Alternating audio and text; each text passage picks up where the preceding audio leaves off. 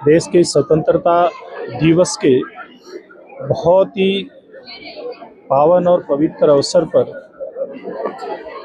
मैं समस्त भिवानी वासियों, हरियाणा वासियों और देशवासियों को बहुत बहुत बधाई देता हूँ, बहुत बहुत शुभकामनाएं देता हूँ। 1947 की आज़ादी की लड़ाई में हमारे देश के अगिनत प्रत्यक्ष अप्रत्यक्ष इस प्रकार के स्वतंत्रता संग्राम के योद्धा रहे, जिन्होंने बड़ी संख्या में अपने प्राणों का बलिदान दिया। इसी प्रकार से महात्मा गांधी जी के नेतृत्व में एक सामाजिक और राजनीतिक आंदोलन चला।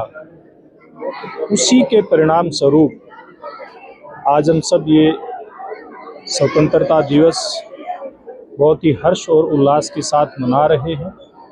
मैं आपके माध्यम से प्रदेश और देश के सभी नागरिकों से ये आग्रह करूंगा कि आज़ादी हमें बड़े संघर्षों के बाद, बड़े बलिदानों के बाद मिली।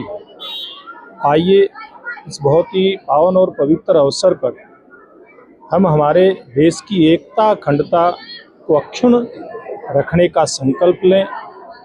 देश और प्रदेश समरसता के भाव से आगे बढ़े।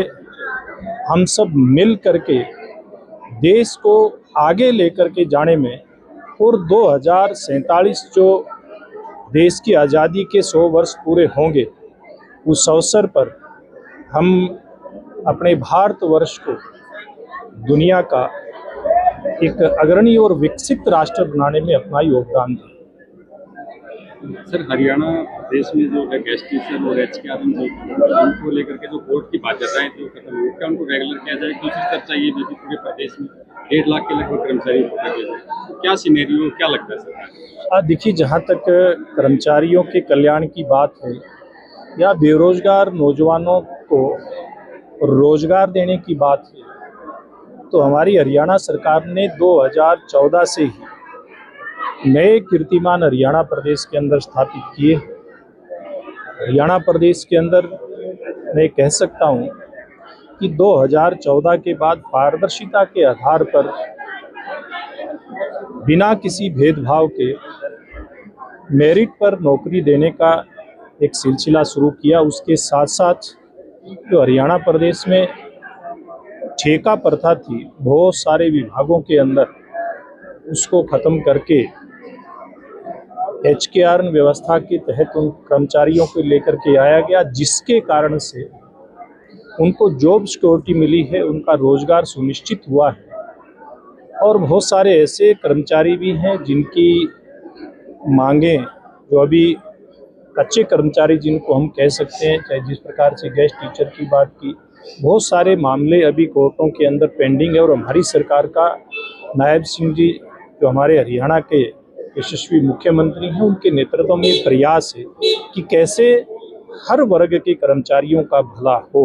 और मुझे लगता है कि भविष्य में इस प्रकार के जितने भी मामले पेंडिंग हैं, उनका समाधान सरकार जल्द करेगी। सर, एक हरियाणवी परिधान को लेकर के हरियाणा में काफ़ी चर्चा, आप कंप्लीट हरियाणवी परिधान में आ जाए, क्या संदेश देंगे? देखिए, हमारी जो सभ्यता है, हमारी जो संस्कृति है, निश्चित रूप में पूरी दुनिया से भारतीय संस्कृति निराली है। हम सर्वे भवन्तु सुखिनः के भाव से दुनिया को संदेश देते हैं। हम वसुधैव कुटुम्बकम का संदेश देते हैं। और जहाँ तक हरियाणा और हरियाणवी संस्कृति की बात है, हमारे पहरावे की बात है, ये पूरे भारतवर्ष में सबसे अलग पहनावा हमारा है।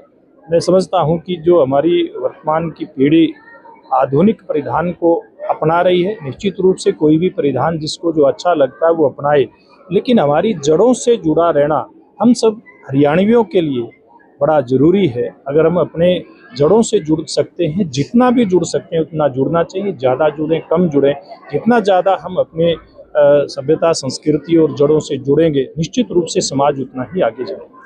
परिधान को लेकर जो प्रदेशाध्यक्ष का बयान था, उसको आप किस? परिधान को लेकर के, हरियाणवी परिधान को लेकर के भाजपा प्रदेशाध्यक्ष के जो पिछले दिनों जो है, उसको आप कैसे देखते हैं? देखिए, मैं तो एक बात कहूँगा कि हमारे लिए हरियाणा एक, हरियाणवी एक, और साथ रहेंगे, साथ बढ़ेंगे, तो ये मंत्र हैं, इनको हम लेकर के चलते हैं तो निश्चित रूप में इसमें सब हरियाणा वासी मिल करके हरियाणा को भी आगे लेकर के जाएंगे, स्वयं को भी आगे लेकर के जाएंगे। राहुल गांधी लगातार जिस तरह से प्रधानमंत्री और गृह मंत्री पर हमलावर है, लगातार बीजेपी की नीतियों को मैं एक आग्रह करना चाहूँगा, आज स्वतंत्रता दिवस है, हम अपने वीर शहीदों को और हमारी आज़ादी की लड़ाई जिन्होंने लड़ करके देश को स्वतंत्र करवाया, आज उनको याद करने का दिन है।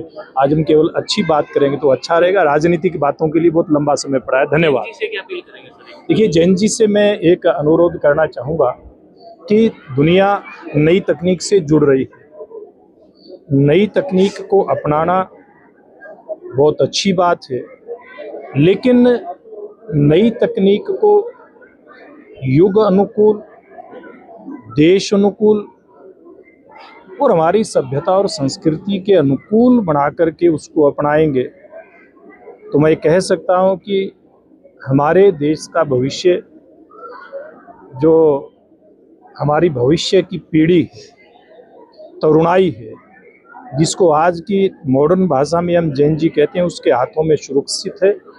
और अगर हमारी जड़ों से जुड़ करके हमारी ये तरुणाई चलेंगी, हमारे युवक और युवतियाँ चलेंगे, ये जैन जी चलेगी, तो निश्चित रूप में 2047 में विकसित भारत के स्वप्न को कोई रोक नहीं सकता। ये स्वप्न हमारा जरूर पूरा होगा। आज देश का 80वां आज़ादी का पर्व है और सबसे पहले मैं सभी हरियाणा वासियों को, भिवानी वासियों को, सभी देशवासियों को इस आज़ादी के पर्व की बहुत बहुत बधाई और शुभकामनाएं देती हूँ। और आप सभी से निवेदन करती हूँ कि आज के इस पर्व को आप खुशी, हर्ष, उल्लास के साथ मनाएं और जो ज्ञात अज्ञात हमारे शहीद हैं, जिन्होंने इस आज़ादी को पाने के लिए अपनी शहादत दी, अपना खून बहाया, महाभारती को अपने खून से सिंचित किया, उन शहीदों को हम नमन करें, उनको याद करें।